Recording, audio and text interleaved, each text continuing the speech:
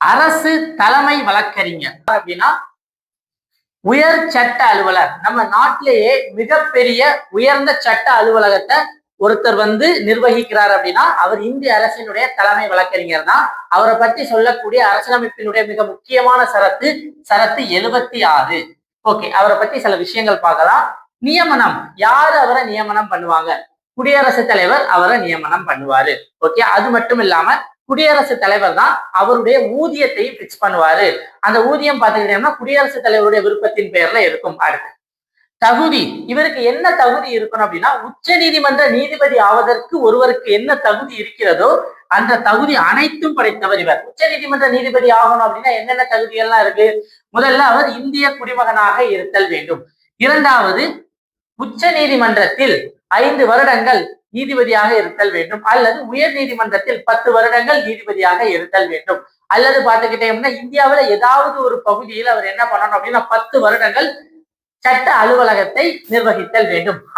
கடைசியாக என்ன சொல்றாங்க அப்படின்னா குடியரசுத் தலைவர் இவர் ஒரு சிறந்த நீதிபதி அப்படின்னு சொல்லணும். அடுத்து பதவி காலம், இவருடைய பதவி காலம் அரசியலமைப்புல நிலையானதா சொல்லப்படல.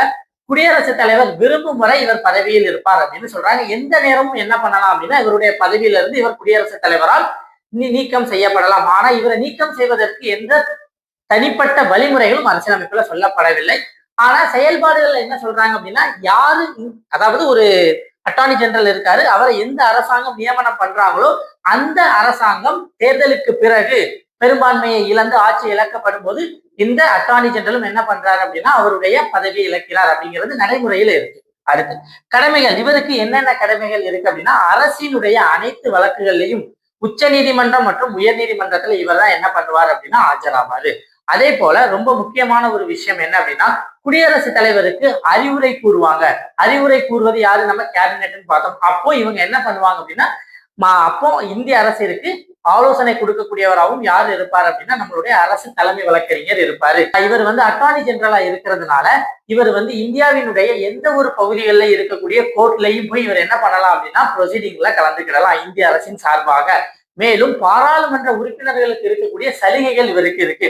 நாடாளுமன்றத்தின் 2 அவைகளிலும் இவர் பேசலாம், நாடாளுமன்றத்தின் 2 அவைகளிலும் இவர் கேள்விகள்ல கலந்துக்கலாம்.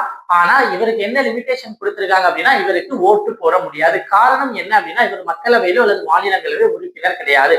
மேலும் என்ன தவிர்க்கலாம் அப்படின்னா இவர் இந்திய அரசாங்கத்திற்கு எதிராக எந்த ஒரு வழக்குகள்லையும் இறங்கக்கூடாது. இது போக இந்திய அரசாங்கத்தினுடைய அனுமதி இல்லாம எந்த ஒரு கம்பெனி, அதாவது நிர்வாகத்திலையும் இவர் இயக்குனராக இருக்கக்கூடாது. இதுதான் அரசு தலைமை வழக்கு.